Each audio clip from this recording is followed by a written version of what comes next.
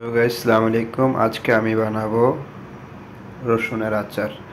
আর আচার বানানোর জন্য যেই মশলাগুলো উপকরণগুলো নিয়ে নিচ্ছি এটি আপনাদেরকে বলতেছি এখন। এই যে এটা দেখছেন, এটা হলো আজওয়ান, আর এটা হলো গোলমরিচ, আর আমি 4-5টা এলাচি দিয়েছি।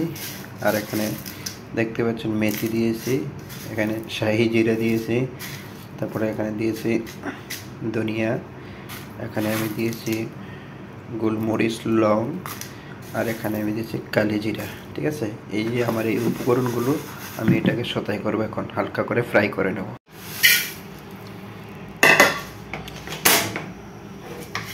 অবশ্যই ফ্রাই করার সময় জিনিসটা খেয়াল রাখতে হবে আপনারা, যেন মশলাটা বেশি ফ্রাই না হয়, হালকা করে ব্রাউন কালার হয়ে গেছে। দেখতে পাচ্ছেন এখানে হালকা করে মশলাটাকে হালকা করে ফ্রাই করে নিলাম। আর এটাকে ফ্রাই করে এটাকে ব্লেন্ডার করে নেব।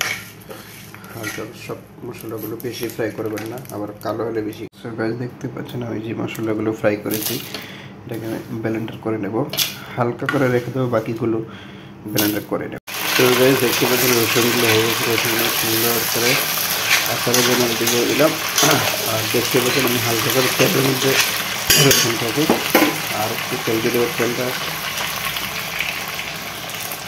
একদম মাস্টার্ড অয়েল, দেখেন একদম সরিষা, খাঁটি সরিষার তেল দিয়ে রেডি করতেছে। এই যে দেখতে পাচ্ছেন এখানে ধনিয়া পাউডার দিচ্ছি, ঠিক আছে, এই যে রেড চিলি পাউডার দিচ্ছি, হলুদের পাউডার, হলদি পাউডার, ঠিক আছে। হলদি পাউডারটা দেওয়ার পরে এখানে আমি দেব সল্ট, এটা হলো পিল্ক সল্ট, যেটা বিট লবণের এটা আমি দিয়ে দেবো। আর অবশ্যই সল্টটা কিন্তু কম দেবেন। আর এখানে আমি দেবো সুগার অ্যাড করব আচারের জন্য। এই যে মশলাটা রেডি এখানে, ঠিক আছে। আর অবশ্যই যেটা গুঁড়ো মশলা রেডি করছি, এই যে এইটাই মেন আচারের মেন আচার, এইটা মেন হলো এটা। এখন এটা পেস্ট করেছি, এটা করে তেলের মধ্যে এটা পেস্টটাকে সুন্দর করে নিলাম। কারণ আমার মানে আজকে যেগুলো আজকে খেতে লেগে যাচ্ছে, তাই বলে আমি গরম মশলাটা দেখতে এই যে গরম মশলা সব ফেলে দিয়ে গেছে এখানে, যে গরম মশলা আখা মশলা দিয়ে দেবো আমি, ঠিক আছে। এটাকে ভালো করে মিক্স করে নেবো আচারের যে মশলাটা। রসুনগুলো দিয়ে দেবো আস্তে, এখন রসুনগুলো দিয়ে দিচ্ছি।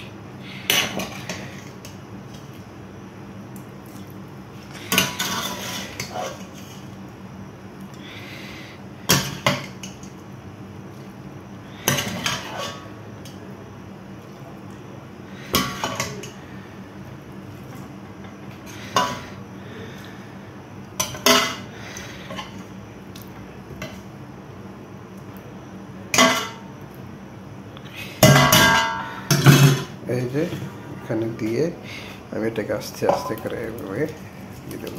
দেখতে থাকুন মশলাটা। ও ঠিক আছে গ্যাস, এই হলো আচারের। অবশ্যই আপনাদের যদি ভালো লেগে থাকে, আর হলুদটা আসলে আপনারা পরিমাণ মতো দেবেন, আপনাদের ইচ্ছে হলুদ আপনারা কেমন খাবেন। তবে আমি পরিমাণটা একটু কমিয়ে দিচ্ছি, কারণ আমার হলুদের বেশি খাই নেই, কারণ রসুনের আচারে আমার হলুদটা না দিলেও চলে। তারপর আমি হালকা একটু হলুদ নিয়ে দিলাম, কারণ হলুদটা উপকারী জিনিস। আর অবশ্যই দেখতে থাকে, মাশাআল্লাহ ফাইনালি আমার আচারটা রেডি। আমি এখানে দিয়ে দেবো লেবু ইউজ করব। আর অবশ্যই লেবুর সাথে আমি অ্যাড করে দিলাম ভিনেগার। আচারের মেন হলো ভিনেগারটা হলো আচারটা একটু ইয়ে হবে। আর অবশ্যই জিনিসটা খেয়াল রাখতে হবে, সুন্দর করে লেবুটার সাথে দিয়ে দিলে মজাটা অন্যরকম হবে আচারের।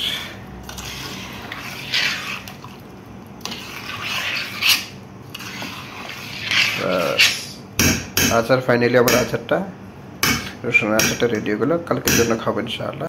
তো গাইস দেখতেছেন কত সুন্দর চমৎকার হয়েছে রসুনের যে আচারটা। আর এখানে ইউজ করেছি গরম মশলা ইউজ করেছি অলরেডি, আপনারা দেখতে পাচ্ছেন। আর সল্ট এন্ড সুগার, আর